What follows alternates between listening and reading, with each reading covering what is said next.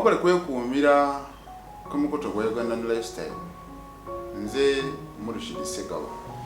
Kati waliwo olutalo olwabalukawo ng'ennaku z'omwezi 23 January mu ggwanga era DR Congo.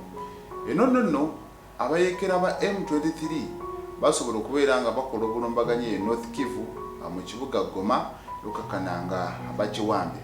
Eno yebuvuddeko emabega basobola okubeera nga bateekako obukulembeze obupya era nga basalawo okulonda gavana amanyikiddwa nga Joseph Bahati Musanga ne bamugamba gwabeera gavana wa North Kivu. Ono nno ne bamuteekako n'abamyoka babiri okuli Wire Manzi Ngarambe kosane Shadrack Bahati Amani. Bano ng'emirimu gyabwe gyagenda maaso n'okubeera nga bakwasaganya ebyobufuzi kossa n'ebyobugagga ebiri mu ekyo ekitundu n'obutebenkevu.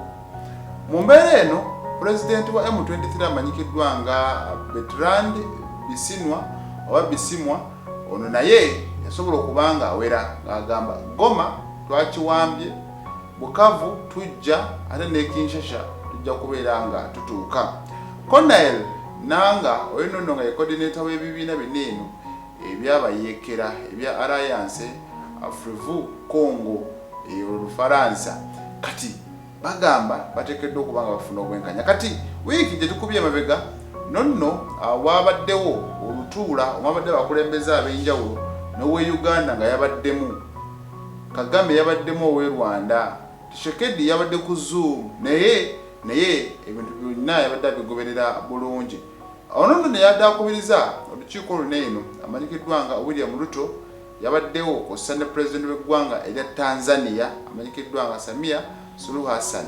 Kale mu mbeera nga bwe yabadde balina bye baatusaganyizaako nga bagamba amawanga gonna ag'enjawulo agayina amagye mu ggwanga erya Congo bagajjeyo.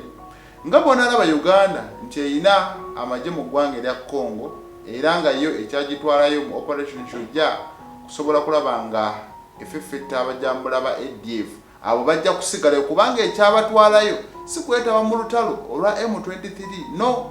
Basaba olukusa gavumenti y'e Congo Tshisekedi n'abakkiriza n'abagamba kale musobola okujja ne mukola ebikwekwete ebyo. Kati amawanga omuli South Africa, Malawi, Burundi abo bonna balina okubeera nga bajjayo amagye era nga twogerera Cyril Ramaphosa ono naye yasobodde okubanga munnange alagira amagye ge age South Africa okuvaayo. Lazarus Chakwera oyo nno owa Malawi yasooka n'agamba muveeyo kuba tutulaba nsonga etutwala mu ggwanga lya Congo nekyo tutulwanirira tetukiraba. Gye bijjidde nga South Africa abajaasi baayo 14 battibwa, Tanzania 2, Malawi nayo bwe gutyo. Kati bano basobodde okubeera ng'emirambo gireetebwa muno mu ggwanga erya Uganda era ne gitwalibwa mu ddwaliro ekkulu e Mulago mu Mochale oluvannyuma gye banaabajja babatwale ku kiseera ky'ennyonyi Entebbe owali headquarters eza United Nations waneeno. Era waliwo n'abajaasi abalala abali eyo munnange mu 110 nabo basobodde okuba nga baleetebwa era bajja sinziiraawo baweebwe amawanga gye baava oba baddizibwe mu mawanga eyo gye baava. Emirambo basobole okugiziika n'abo abaavaawo n'ebisago eby'amaanyi basobole okubeera nga munnange bafuna obujjanjabi. Kati ensonga bwe zityo bwe zikyali era n'ekyali kyatuukiddwako baanenyeza gavumenti y'e Congo okukkiriza bannansi okwekalakaasa ne boonoona ebitebe by'amawanga ag'enjawulo omuli Uganda, Rwanda, Kenya, Bufalansa, Bubirigi kussa n'Amerika. Bagamba ekyo mulimba mwakola ensobi, mwali muteekeddwa okubeera nga muyiwa abawanvu n'abampi okutangira abantu abo okusobola okulaba nga teboonoona bintu ebyo.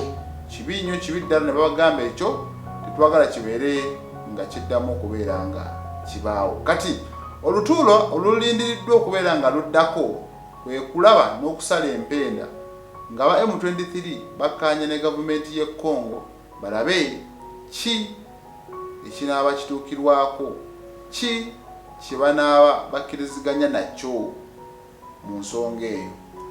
byebyo nze Ssegawa Rashid.